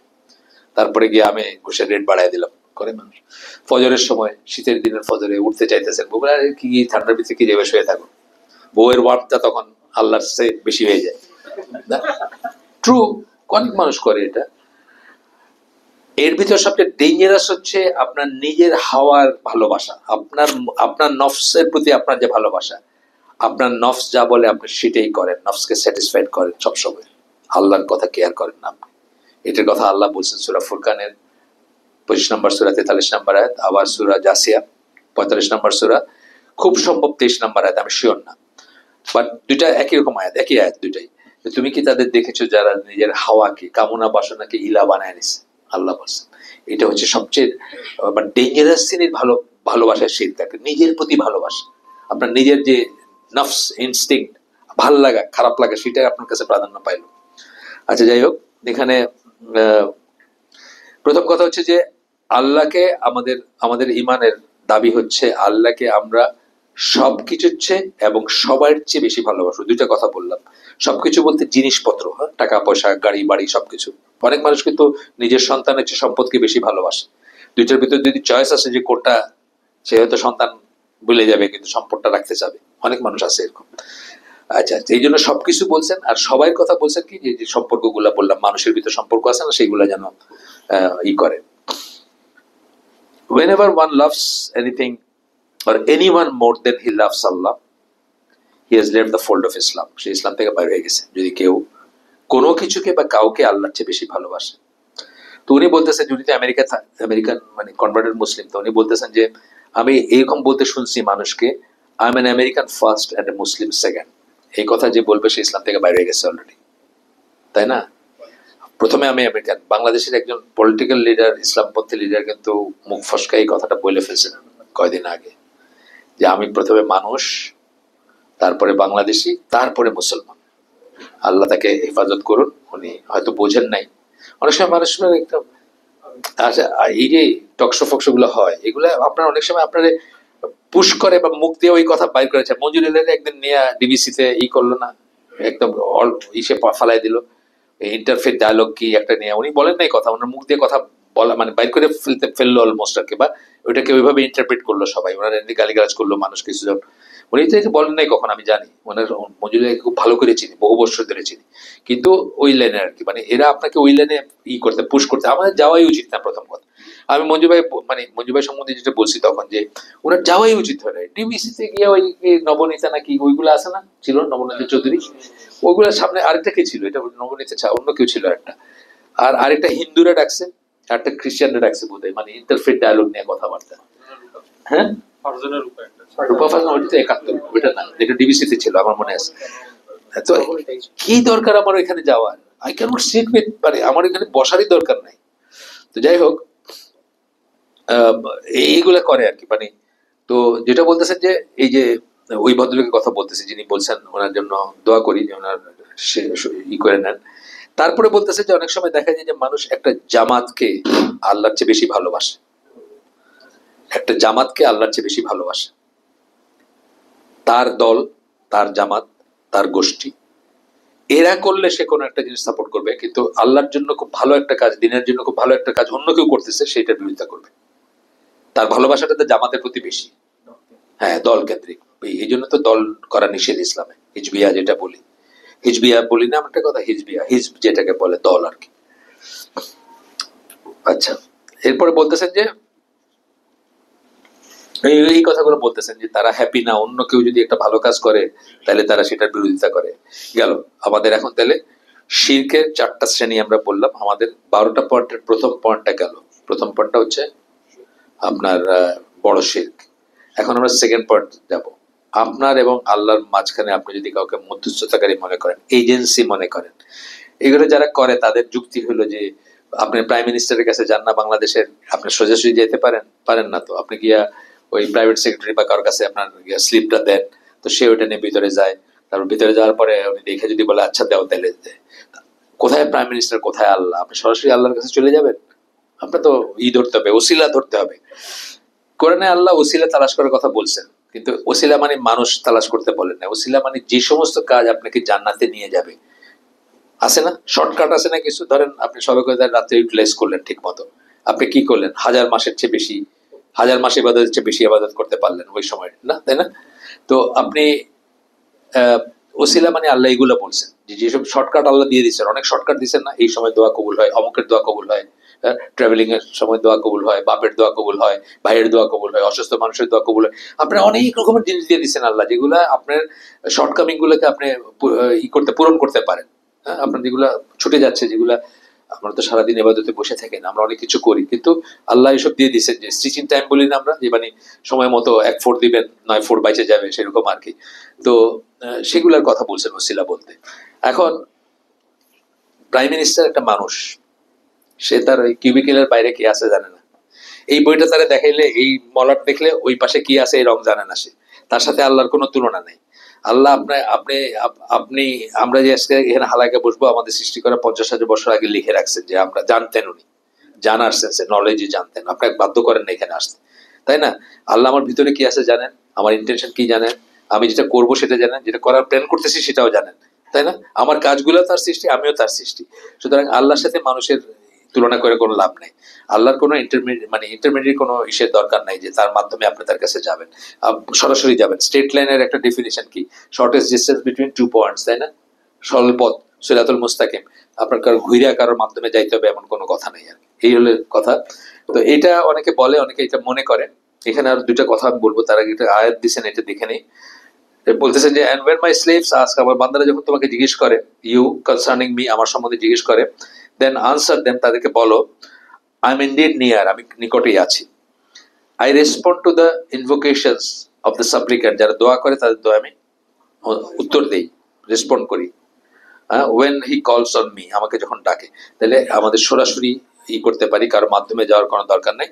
এবং আমরা যখন সালাতে থাকি পার্টিকুলারলি, তখন আমরা প্লাগড ইন থাকি আল্লাহর সাথে। বলতে গেলে সরাসরি আল্লাহর কাছে আমরা চাই, সেজদায় চাই, রুকু ইসের পরে চাই, তাশাহুদের পরে চাই, একদম জুতার ফিতার থেকে নিয়ে সুন্দরী বউ বললাম না, এনিথিং এন্ড এভরিথিং আমরা আল্লাহর কাছে চাই। এখানে ছোট্ট দুইটা কথা আছে।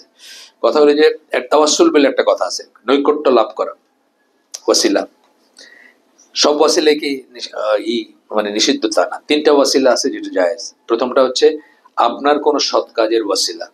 আপনি কখনো কোনো সৎ কাজ করছেন, আপনি আল্লাহর জন্য করছেন, আপনি মনে করেন যেটা কবুল হয়েছে, আপনি চাইতে পারেন যে আল্লাহ, না প্রথমটা, সরি এটা সেকেন্ডটা। প্রথমটা হচ্ছে আল্লাহর নাম এবং সিফাতের নামে তার কাছে চাওয়া, আল্লাহ আপনি রহমান, আপনি রহিম, আমার মাফ করে দেন, আমি এটা করছি, আপনি দয়ালু, মানে অন্য সিফাত গুলা বলতে পারেন, তাই না? আরো সিফাত আছে না আল্লাহ, সেগুলা বললেন, তো বা সেই নাম দিয়ে চাইতে পারেন। সেকেন্ডটা হচ্ছে আপনার সৎ কাজ। এটা একটা হাদিস আছে, ইসরায়েলিদের গল্প আর কি, যে একটা গুহার ভিতরে আটকায় গেছিল 3 জন, একটা পাথর পড়ে গুহার মুখ বন্ধ হয়েছিল। তো তারা তাদের নিজস্ব সৎ কাজ স্মরণ করে করে এক একজন বলছিল যে আল্লাহ এটা আমি আপনার জন্য করছিলাম, যদি আপনি কবুল করে থাকেন আজকে আমাকে বাঁচান। তখন এভাবে 3 জনের সৎ কাজের বর্ণনাতে আস্তে আস্তে পাথরটা সরে গেছিল এবং দরজাটা খুলে, মানে গুহার মুখটা খুলে গেছিল। এটা হচ্ছে দলিল। আর 3 নাম্বার হচ্ছে ওয়াসিলা, 2টা ওয়াসিলা বললাম। 3 নাম্বার হচ্ছে নাও এন্ড হিয়ার, এখানে আপনার প্রেজেন্ট, যারা মানে প্রেজেন্ট থাকাটা কেন বলতেছি, টেলিপ্যাথিক না। ওই যে লোকটা বলছিল যে আমি বাবারে বলছি যে বাবা আমি তো, এটা চলবে না, এটা তো শিরক। কিন্তু এখানে কেউ একজন আছে যিনি আপনার খুব ভালো আমল, যিনি কখনোই মিথ্যা বলেন না, তাহাজ্জুদ গুজারি, তাকওয়াবান, তাকে আপনি বললেন যে আপনি আমাদের জন্য দোয়া করেন, এটা জায়েজ আছে। এটার দলিল হচ্ছে যে রাসূল সাল্লাল্লাহু আলাইহি ওয়াসাল্লাম মারা যাওয়ার পরে আব্বাস রাদিয়াল্লাহু আনহু, তার চাচা, তাকে ওমর রাদিয়াল্লাহু আনহু ইস্তেসকার নামাজের পরে দোয়া করতে বলছেন। যে আজকে রসুল নেই, আপনি আমাদের জন্য হাত তোলেন। তো এই জিনিসটা জায়েজ, তিনটা জায়েজ উসিলা বললাম। আর এছাড়া রাসূল সাল্লাল্লাহু আলাইহি ওয়াসাল্লামের উসিলাও কিন্তু এখন নেওয়া যাবে না, তাই বুঝছেন তো? এখন রাসূল সাল্লাল্লাহু আলাইহি ওয়াসাল্লামের, আল্লাহ রসুল সাল্লাল্লাহু আলাইহি ওয়াসাল্লামের উসিলা এটা বলা, এটা কিন্তু শিরক, বা এটা কিন্তু মানে অবৈধ আর কি। কেন? রাসূল সাল্লাল্লাহু আলাইহি ওয়াসাল্লাম আমাদের জন্য শাফায়াত করবেন, সুপারিশ করবেন ইনশাআল্লাহ কিয়ামতের দিন। তার দুইটা শর্ত আছে। প্রথম শর্ত হচ্ছে যে উনি তো ওই যে সেজদায় পড়বেন, তারপরে আল্লাহ বলবেন যে তুমি মাথা উঠাও, তুমি বলো তোমার তোমার কি চাও, তুমি চাও তোমার কথা শোনা হবে, মানে তুমি বলো আর কি, বা ওই সুপারিশ করো, তোমার সুপারিশ নেওয়া হবে, তাহলে তার পারমিশন লাগবে। এবং দুই নম্বর হচ্ছে যার ব্যাপারে করবেন তার ব্যাপারে পারমিশন লাগবে। যেমন উনি যে আবু তালেবের ব্যাপারে যদি করেন, এটা তো আর আল্লাহ, আমরা জানি যে এটা এটা এটা নাই, আর এটা স্কোপের বাইরে। ইব্রাহিম আলাইহিস সালামের বাবার ব্যাপারে যদি করেন, এটা স্কোপের বাইরে, কথার কথা। যাদেরকে ডিক্লেয়ার জাহান্নামী জানি না, আমরা অনেককে জানি। তো এই জন্য যার ব্যাপারে করবেন তার ব্যাপারেও পারমিশন লাগবে। এখন আপনি পরীক্ষায় 30 পাইছেন, আমাদের সময়, আপনাদের সময় কত যায় না, আমাদের সময় 33 ছিল পাস মার্ক ম্যাট্রিকে। 30 পাইছেন, 3 আপনার গ্রেস দিতে পারে, কিন্তু আপনি 3 পাইছেন, তখন তো 30 গ্রেস দেওয়া মুশকিল, তাই না? তো এই জন্য যার ব্যাপারে করবেন সুপারিশ, তার ব্যাপারে করবেন কিনা, করতে পারবেন কিনা, সেটা পারমিশন লাগবে। এই দুইটা জিনিস আমরা ক্লিয়ার হব। 3 নাম্বারটা, তো 3 নাম্বার পয়েন্ট দুইটা গেল আমাদের। 3 নাম্বার হচ্ছে কাফেরদেরকে কাফের মনে না করা। এটা কিন্তু আমাদের অনেকের ভিতরে আছে, অনেক বড় বড় মানুষের ভিতরে আছে। অনেক বড় বড় মানুষ মনে করেন আচ্ছা ও তো খ্রিস্টান, ও ঈসা আলাইহিস সালামের অনুসারী, ওরটা ওর মতো ঠিক আছে, আমারটা আমার মতো ঠিক আছে। অনেক মানুষ কিন্তু লাকুম দিনুকুম ওয়ালিয়া দিনের এই মিনিং করতে চায়। বাংলাদেশের এক্স প্রাইম মিনিস্টার হাসিনা একদিন করছে, এরশাদ একদিন করছে, আমি শুনছি এই মিনিং, যে তো তোমার ধর্ম তোমার, আমার ধর্ম আমার, সমস্যা কি? মানে তুমিও ঠিক আছো আমিও ঠিক আছে, ব্যাপারটা তা না। সূরা কাফিরুন হচ্ছে তাকফিরের সূরা, এক্সকমিউনিকেশন। আমি বলছি তোমার সাথে আমার কোনো গিভ এন্ড টেক নাই। এই যে ইন্টারফেট ডায়ালগ ফালক, এটার এগেইনস্টে সবচেয়ে বড় দলিল হলো সূরা কাফিরুন, আমি মনে করি। তোমার সাথে আমার কোনো গিভ এন্ড টেক নাই। আপনি বলেন তো, কোরআনে 6000 সামথিং আয়াত আছে, আয়াত বাদ দেন, আপনি একটা শব্দ যদি একটা খ্রিস্টান কাফের বলে যে এই শব্দটা খালি তুমি কইও না, আর বাকি সব কও, আপনি পারবেন? তাহলে তার আমি কি দিব? ইন্টারফেট ডায়ালগ যে, মানে কি গিভ এন্ড টেক, তো কি দিব আমি? তার দেওয়ার কিছু নাই। এখন সে যদি বাংলাদেশে পয়সা বলে যে আচ্ছা আমার এই চার্চটা তো গভর্নমেন্ট এটাকে দিছে আমাকে জায়গা, আগের থেকে আছে, 100 বছর 200 বছর ধরে আছে, তো এটার ইট টিট ভাঙা পড়তেছে, আমার একটু অনুদান দরকার হয়, এটা হয়তো চিন্তা করা যেতে পারে। কিন্তু সে যদি বলে যে আপনি একটা শব্দ খালি কোরআনের বললেন না, আমাদের কলিয়া লাগে এটা বললে, কোন একটা শব্দ আর কি, মানে ধরেন খ্রিস্টানদেরকে কাফের বলছেন আল্লাহ, এটা আমাদের খুব খারাপ লাগে, এই শব্দটা বললেন না, পারবেন? পারবেন না। তাহলে কোনো গিভ এন্ড টেক নাই, ইন্টারফেট ডায়ালগ কি নিয়ে হবে? এই জিনিসটা আমি বুঝি না। মানে বড় বড় মানুষরা বলে, কিন্তু ইন্টারফেট ডায়ালগের কথা অনেক বড় বড় মানুষ বলে। ইসে তো আপনার আসিফ সিবগাত ভুইয়া মঞ্জুর নিয়ে গেছে ইসে জার্মানিতে। জার্মানিতে ওরা একটা বিল্ডিং বানাইছে, আব্রাহামিক ফেথের বিল্ডিং। ওইখানে ওনার তো একদম মানে ছবি টবি তুললাম, ওনারা তো উনি তো বুঝে নেই যে হোয়াটস মানে গোয়িং অন, বা হয়তো খেয়াল করে না। এটার অনেক মানে বিরূপ প্রতিক্রিয়া, বিরূপ এই হয়েছে, মানে কি বলে পাবলিসিটি হয়েছে। তো উনি তো ওটা করতে যান নাই, আমি শিওর উনি ওটা করতে যান, প্রশ্নই ওঠে না ওনার যে লাইন আমি বুঝি। কিন্তু ব্যাপারটা হচ্ছে যে আসলে এইগুলা ট্র্যাপে পড়াই উচিত না। আবুল কালাম নাম কি, আবুল কালাম আজাদ তো ওনার নাম, লালদাড়ি মৌলানা। উনি তখন যখন বেশ আগে শাহ আব্দুল হান্নান হিসেব ছিলেন জামাতের থিঙ্ক ট্যাঙ্ক, শাহ আব্দুল হান্নান ছিলেন একজন আতেল জামাতের, ইসলামী ব্যাংকের চেয়ারম্যান ছিলেন উনি, নাম করা মানুষ, সেক্রেটারি ছিলেন প্রথম কথা। জামাতের ঠিক ট্যাঙ্ক একদম মানে ভীষণ রিভিয়ার্ড একজনই। আরো বড় বড় মানুষরা সব হঠাৎ করে ইন্টারফেট ডায়ালগ শুরু করলেন আর কি বাংলাদেশে। ওই টিকি আলাদের সাথে বসলেন, আসলে কিছু টিকি আলাদ ওই সবের সাথে বসে এসে কি, আমি তখনও অপোজ করছি। আমি যাকে বলেন তার এগেনস্টে দাঁড়াবো আমি, এবং তার কন্টেস্ট করবো, আমি তার সাথে আমি তর্ক করবো এটা নিয়ে। ইন্টারফেট ডায়ালগ কারে বললাম, কি দিব তাদেরকে? আমি তাদেরকে কি ছাড় দিব বলেন? আজানটা শুনলে আমার নয়েজ পলিউশন হয়, বন্ধ করে দেন, পারবো? তবে কি ছাড় দিব তাদেরকে? আমার ছাড় দেওয়ার কিছু নাই, তো প্লাস মাইনাস করার কিছু নাই। প্লাস মাইনাসের কারবার শেষ হয়ে গেছে। হ্যাঁ, ওই যেটা বললাম যে হ্যাঁ আচ্ছা ঠিক আছে, আমাদের একটু চার্চ ভেঙে গেছে, বা আমাদেরকে একটু প্রোটেকশন দেন যাতে আমাদের ঢিল না মারে, আমাদের টিনার চালে কেউ ঢিল না মারে, এটা করতে পারি আমরা। কিন্তু এর বাইরে তো কোনো ইন্টারফেল হওয়ার কিছু নাই। এটা খুব চলতেছে, অ্যাব্রাহামিক ফেথ, অ্যাব্রাহামিক অ্যাকর্ড, এইসব খুব কথাবার্তা চলা যেতেছে। এগুলো হলো তাদের একটা ট্র্যাপ আর কি, বুঝছেন? ট্র্যাপ যেন আপনাকে করতে পারে। যাই হোক, কাফেরদেরকে কাফের মনে করা, ইহুদি এবং খ্রিস্টানরা প্রথমেই আসতেছে যে সূরা মায়েদার 3 নম্বর আয়াত, যেটা আপনার আজকের দিনে আমি তোমাদের জন্য তোমাদের দিনকে পরিপূর্ণ করে দিলাম, যেটা বিদায় হজের মাঠে নাজিল হওয়া আয়াত। এই দিনের পরে পৃথিবীতে মাত্র 2টা দিন আছে, দিন আল কুফর, দিন আল ইসলাম। আপনি হয় কাফের নয় মুসলিম, মাঝামাঝি কিছু নাই, গ্রে কিছু নাই, ব্ল্যাক এবং হোয়াইট, তাই না? এখন ইহুদি খ্রিস্টানদেরকে উনি বলতেছেন যে ইহুদি খ্রিস্টানদেরকে এসেনশিয়ালি আমাদের কাফের মনে করতে হবে। যদি আমরা মনে করি যে ইহুদিরা ঠিক আছে, তাহলে আমাদের বলতে যে ঈসা আলাইহিস সালাম বাস্টার্ড ছিলেন, তাই কি বলবো আমরা? নাউজুবিল্লাহ, নাউজুবিল্লাহ, তাই না? যদি আমরা বলি যে খ্রিস্টানরা ঠিক ছিল, তাহলে বলতে হবে যে ঈসা আলাইহিস সালাম আল্লাহর ছেলে ছিলেন, আমরা কি সেটা বলবো? নাউজুবিল্লাহ, প্রশ্নই ওঠে না কোনো। তারা অবশ্যই কাফের ছিলেন। মুসলিম উম্মার ভিতরে অনেক বড় মানুষ আছে যারা কাফেরদেরকে কাফের মনে করেন না। একজন হচ্ছেন আল্লামা ইকবাল, ডক্টর ইকবাল। আমি আল্লামা বলতে চাই না, ডক্টর ইকবাল বলতে চাই। উনি কেন আল্লামা আমার বুঝে আসে না আর কি। ওনার কথা ওই কি বলে, মসজিদে জুমার খুতবা টুতবা খুব একদম শের টের পড়ে আর কি, ওনার বড় বড় কবিতা পড়ে। উনি হিন্দুদেরকেও কাফের মনে করতেন না। উনি মনে করতেন হিন্দুরা একটা হায়ার গডে বিশ্বাস করে, সুতরাং তাদের কাফের বলা যাবে না। আমি ওনাকে কিছু বলতেছি না, এটা ওনার হিসাব আল্লাহর সাথে, কিন্তু আমি বলতেছি যে অনেক বড় মানুষ এই জিনিসগুলো মিস করেন বা করতে পারেন। আমাদের সাবধান হইতে হবে, কাফেরদেরকে এসেনশিয়ালি আমাদের কাফের মনে করতে হবে। আচ্ছা, গেল। এখানে আপনার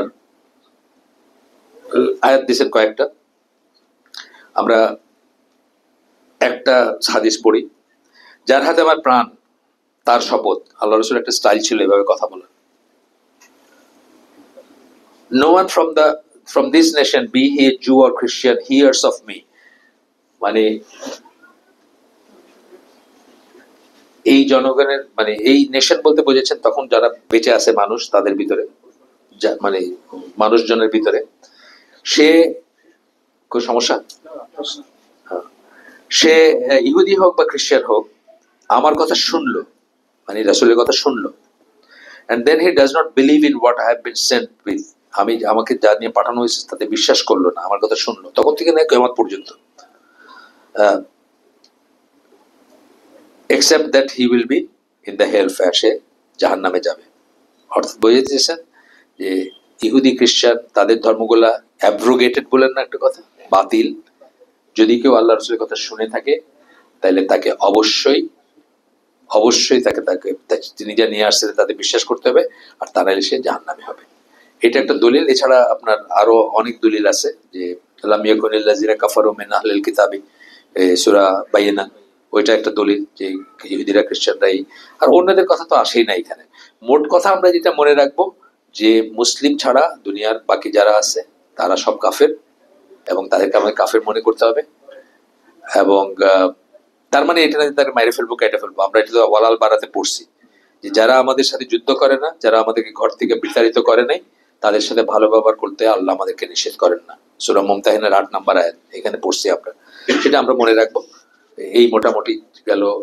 আমাদের শেষ নাকি? শেষ না প্রায়, হ্যাঁ। আচ্ছা, আমরা পরবর্তী পয়েন্টটাতে যাব না, এই জন্য যে পরবর্তী পয়েন্টটা খুব ইম্পর্টেন্ট এবং বড় পয়েন্ট। সেটা হচ্ছে যে আল্লাহ রসুল যা নিয়ে আসছিলেন, একটু আমরা শুরু করতে পারি। আল্লাহ রসুল যা নিয়ে আসছিলেন তার চেয়ে সুপিরিয়র কোনো জীবন ব্যবস্থা আছে, অথবা সেটাকে রিপ্লেস করতে পারে কোনো জীবন ব্যবস্থা, মনে করলে আমাদের ইমান নষ্ট হয়ে যাবে।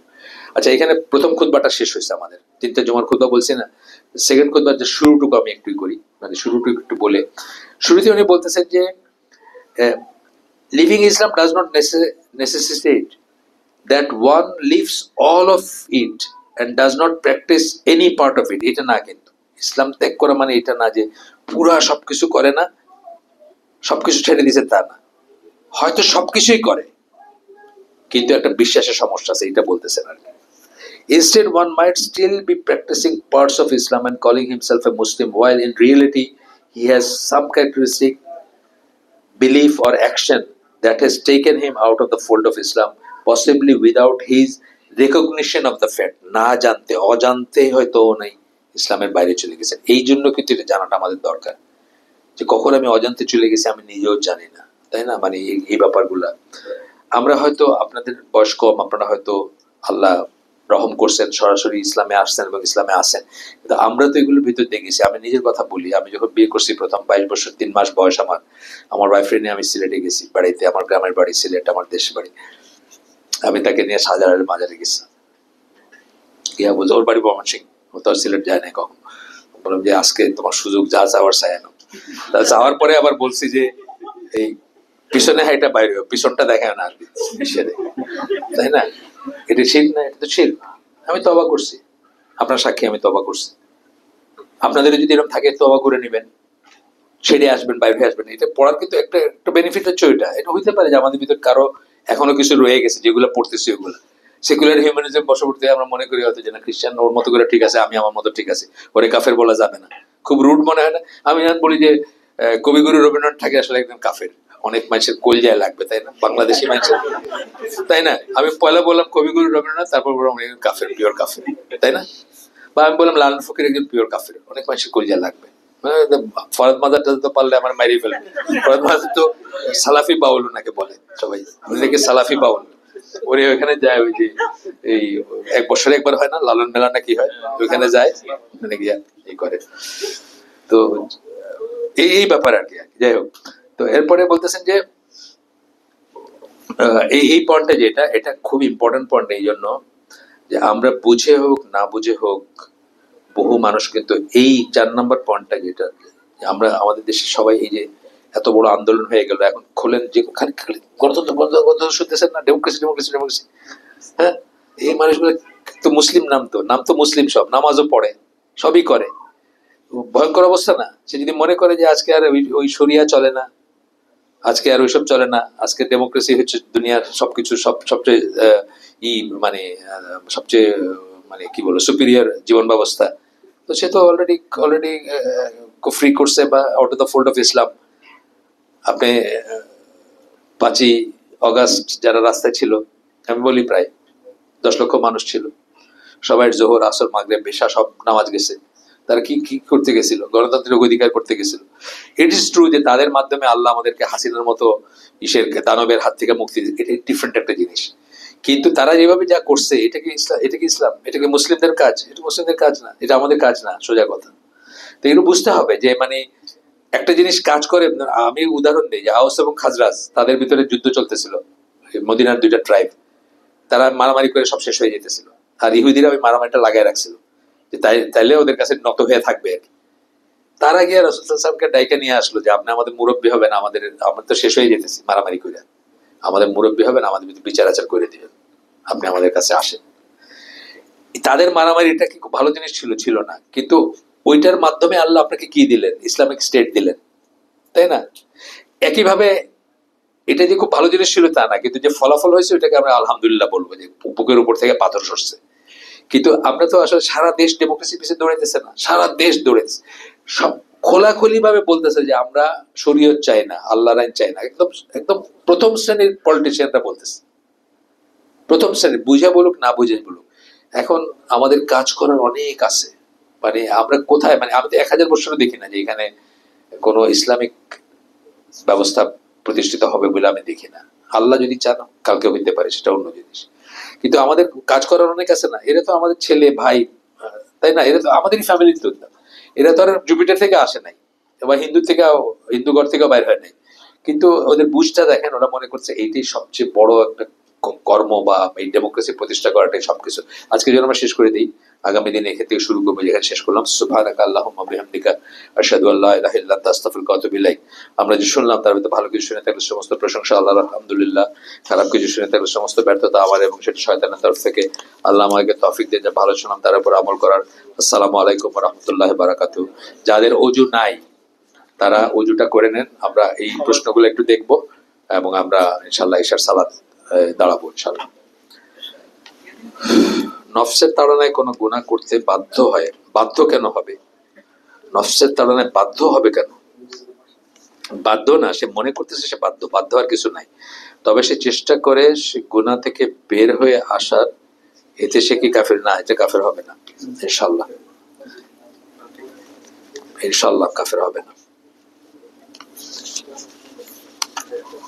ইউরোপ আমেরিকাতে উচ্চশিক্ষার পাশাপাশি স্থায়ীভাবে বসবাস করা যাবে না, এটা হারাম। মাযহাব না মানলে উচ্চশিক্ষাও হারাম। শিক্ষার জন্য কি লাগবে? শিক্ষা এমন শিক্ষা যেটা কোনো মুসলিম দেশে নাই, অথচ সেটা মুসলিমদের জন্য খুবই প্রয়োজনীয়। কেবলমাত্র সেই রকম শিক্ষার জন্য আপনি কাফের দেশে যাইতে পারেন, একটা লকব লাগানোর জন্য যে আমি পিএইচডি করছি আর এখানে এসে বেশি পয়সা চাকরি করবেন সেই জন্য না। মাযহাব না মানলে কি ঈমান থাকবে না? কেন থাকবে না ভাই? নাকি মাযহাব মানা ফরজ? মাযহাব মানা ফরজ হলে ইমাম আবু হানিফার জন্ম হলো ৮০ হিজরিতে, রাসূল সাল্লাল্লাহু আলাইহি ওয়াসাল্লামের মৃত্যু 10 বছর, 70 বছর পরে। এই 70 বছর পৃথিবীর শ্রেষ্ঠ মুসলিমদের সময় ছিল, তাই না? কারাদের সময়? সাহাবীদের সময়, তাবেঈদের সময়, অথবা তাবেঈদের সময়। এরা তো শ্রেষ্ঠ মুসলিম ছিল, তারা তো সব ফরজ তরক করছে, তাই না? ফরজ তরক করছে, তাই না? তো ঈমান থাকার প্রশ্নই ওঠে না। কোন জায়গায় পাইছেন নাকি কোন হাদিসে কোরআনে ইমাম আবু হানিফার নাম আছে বা শাফির নাম আছে? পাইছেন কোথাও? পান নাই। সুতরাং এটা কোনো ব্যাপার না। জান্নাত ও জাহান্নামের মোট স্তর কয়টি? মৃত্যুর পর কি বারজাকের জীবন শুরু হয়ে যাবে? অবশ্যই শুরু হয়ে যাবে। 8টা স্তর বলে, তাই না? এখানে আমার চেয়ে বেশি জ্ঞান কার আছে? আমি যদি জানি 8টা বলে। এখন 8টা স্তর বলে। মৃত্যুর পর বারজাকের জীবন, হ্যাঁ মৃত্যুর পরে বারজাকের জীবন শুরু হবে। এর জন্য আমার একটা প্রশ্নের উত্তর দেওয়ার আছে, গতদিন যেটা বলছিলেন ওটা দিব আমি লাস্টে। কোন ব্যক্তি একই ওয়াক্তের সালাত যদি নিয়মিতভাবে না পড়ে তাহলে কি ঈমান থাকবে? আগেই বলে ফেলছি যে ঈমান, ফজর মিস করার কথা বলতেছেন, আগেই বলছি যে 3টা মত আছে। সেই 3টা মতের ভিতর আপনি কোনটাকে ঠিক মনে করেন? এটা একটু পড়াশোনার ব্যাপার আছে। আমি মনে করি খুব সিরিয়াস গুনাহ, তবে সে তথাপি মুসলিম মনে করবো আমি তাকে, আমি পার্সোনালি যে মত ফলো করি। আচ্ছা, আসসালামু আলাইকুম। আপনি বললেন হুজুর 5 বছরের একটা কি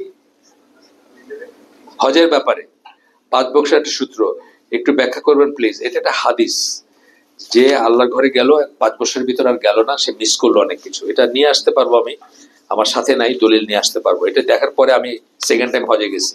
তাহলে আমি প্রথমে মনে করতাম এইরকম আর কি, যে মানে হজের পয়সাটা দিয়ে তো অন্য কিছু করতে পারি, আছে না, একটু মানবতা ভাবটাব ছিল আর কি তখন। আচ্ছা, সমাজে প্রচলিত একটি কথা, 3 ক্ষেত্রে মিথ্যা বলা যায়, এটা সত্যতা? হ্যাঁ, এটা সত্যতা আছে। রাসূল সাল্লাল্লাহু আলাইহি ওয়াসাল্লামের ইজ্জতের ওসিলায় আমাদের উপস্থিত সকলকে মাফ, না এটা করা যাবে না, এটা করা যাবে না, এটা অবশ্যই গর্হিত জিনিস। আসসালামু আলাইকুম ওয়া রাহমাতুল্লাহ। কাল্লাহ উস্তাদ, লাস্ট হালাকাতে একটা প্রশ্ন ছিল হাদিসে, এটা বলবো আমি পরে, শেষ করে নিয়ে আমি বলতেছি। কিভাবে আল্লাহর প্রতি ইয়াকিন বাড়ানো যায়? ইয়াকিন বাড়ানো যায় দিনের চর্চায় আরো বেশি একাগ্রতা কিভাবে বাড়ানো যায়? দেখেন, আল্লাহর প্রতি ইয়াকিন এবং এই সবকিছুর পিছনে একটা, এই যে আল্লাহ যে আছেন এই জিনিসটা দৃঢ়ভাবে নিজের অন্তরে প্রতিষ্ঠিত করা এবং এই জন্য কিছু পড়াশোনা করা। কিছু পড়াশোনা করা বলতে কি, মানে ধরেন আল্লাহ যেসব নির্দেশনগুলোর দিকে তাকায় দেখতে বলছেন, যেগুলার কথা চিন্তা করতে বলছেন সেসব নিয়ে চিন্তা ভাবনা করা, একটু পড়াশোনা করা। আমি জানি না আপনার কোন কোন লেভেলের অবস্থা। যেমন ধরেন ডিভাইন রিলেটেড একটা বই আছে, আমি সবাইকে রিকমেন্ড করি, এটা পড়তে পারেন যাদের ইমানে ত্রুটি আছে। ত্রুটি না থাকুক, আরো নিশ্চয়তার জন্য, আরো সার্টেনটি যেটাকে আমরা বলি, পড়তে পারেন। বাংলায় এটা সিয়ান বাইর করছে, ইংরেজিতে পড়লে ভালো হয়, না পড়লে বাংলায় পড়তে পারেন ইনশাল্লাহ। পড়াশোনাতে থাকবেন। মোবাইলে কোরআন মজিদ পড়া যাবে? যাবে না কেন? নাকি মোবাইলে কোরআন মজিদ পড়লে গুনাহ হবে না? আর কি শরিয়া আইন কি শুধুমাত্র কোরআন নাকি হাদিস? শরিয়া আইনের ভিত্তি হচ্ছে ওয়াহি। শরিয়া আইন যদি বলেন, আইনের ভিত্তি হচ্ছে ওয়াহি। ওয়াহি তো দুইটাই, হাদিস এবং কোরআন দুইটাই ওয়াহি, একটা মাতলু একটা গায়ের মাতলু, দুইটা মিলায় শরিয়া আইন প্রতিষ্ঠিত করতে হলে কি করতে হবে? সবাইকে ভালো মুসলিম হইতে হবে। তাহলে শরিয়ার প্রথমে নিজের 3.5 হাত শরীরে ইসলাম প্রতিষ্ঠা করতে হবে, এবং সাইজেবল কমিউনিটি যখন হবে তখন যদি আপনি করেন, মানুষ যদি রেজিস্ট না করে, তাহলে তো ইসলাম প্রতিষ্ঠা হবে ইনশাআল্লাহ। আল্লাহর সাহায্য চাইতে হবে সবচেয়ে প্রথমে। জাহান্নামের সবচেয়ে কম শাস্তি পাবেন আবু তালেব, হাদিসে বলা আছে। হাদিসে জান্নাতের সবচেয়ে কম নিয়ামত পাবে তার কথা বলা আছে, কিন্তু সে কে সেটা কি কোন আমার জানা নেই। এটা সহিহ হাদিসে বলা হয়েছে? জানি না, সরি। গতদিনের যেটা, সেটা আমি একটু বলি। গতদিন হাদিস কুদসি নিয়ে একটা কথা বলা হয়েছিল, এখানে আমি বলছিলাম, আমি বাসায় গিয়ে ছিল যারা, তাদের সাথে কথা বললাম, আমার মেয়ের সাথে কথা বললাম, আমার নাতনিও তো এসে পড়াশোনা করছে, ফুকাহা করছে বা অন্য এসে হাদিসের উপর পড়াশোনা করছে, 6টা কিতাব বোধহয় মুখস্থ করছে তারা, বা ওই সহ যে কি বলে চেন টেন সহ। তো তাদেরকে জিজ্ঞেস করলাম, তারা এই ডেফিনেশনটাই জানে যে যেটার থিমটা হচ্ছে আল্লাহর, কিন্তু ভাষাটা হচ্ছে রাসূলের। এরপরে আমি একটু ঘাটাঘাটি করলাম। ইভেন কালকে আমার ছেলেকে জিজ্ঞেস করলাম যে দুইটা মত দেখলাম, যে দুইটা মত আছে। অন্য মতটা রিলেটিভলি নতুন। আসিম আল হাকিম যেমন বলছেন যে কথাও আল্লাহর, ল্যাঙ্গুয়েজও আল্লাহর, মানে থিমটাও আল্লাহর, ইউ আল্লাহর। এরপরে আমি একটু ঘাটাঘাটি করলাম। ঘাটাঘাটি করার পরে আমি দেখলাম যে এই নিয়ে আপনার দুইটা মত আছে। আসিম আল হাকিম যেমন বললেন এটা যে কথাও আল্লাহর এবং হ্যাঁ হ্যাঁ মানে ইন্টারপ্রিটেশন না, থিম আল্লাহর এবং ওয়ার্ডিংও আল্লাহর, মানে অক্ষরগুলো আল্লাহর। তো এইটা রিলেটিভলি নতুন একটা মত।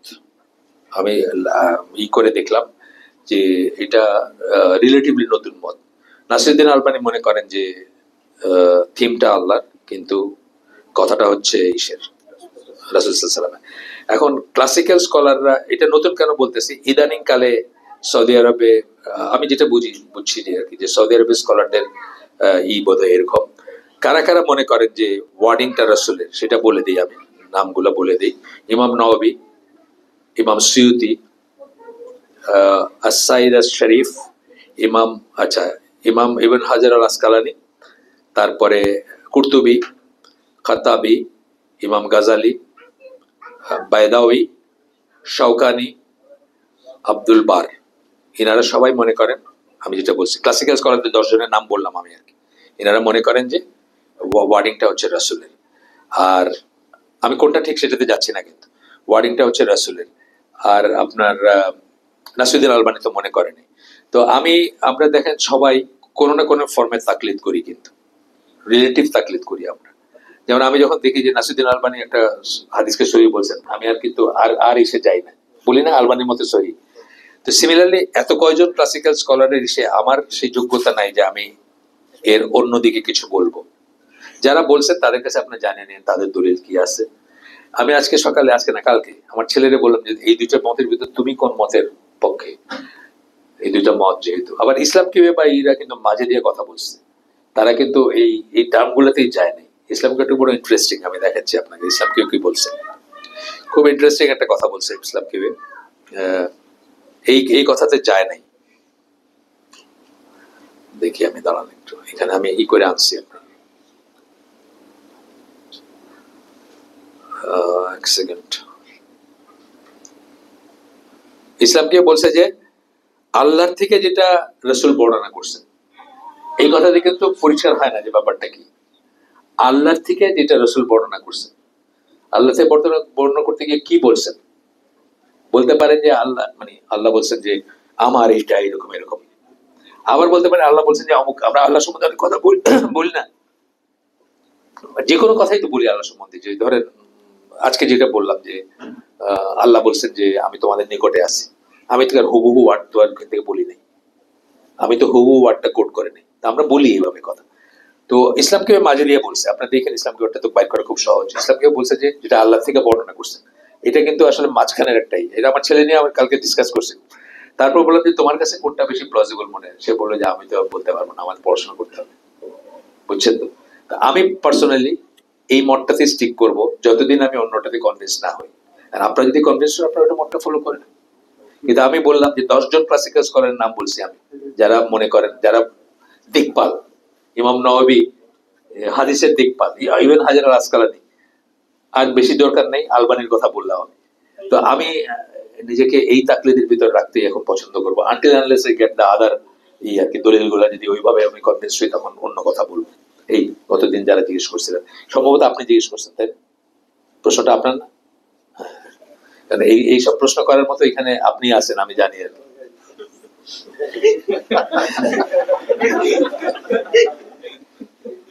না না, এটা আমি কিন্তু খারাপ কিছু বলতেছি না। মানে এই প্রশ্ন আপনি করতে পারেন, আর কেউ করবে না এখানে আর কি, সেটা আমার মনে হচ্ছে। হ্যাঁ, আপনার সেই জ্ঞানটা আছে, যেটা আমার নাই আর কি। না, আমি একটু করলাম, একটু সময় দিছি, একটু দেখলাম আমার মেয়েকে এবং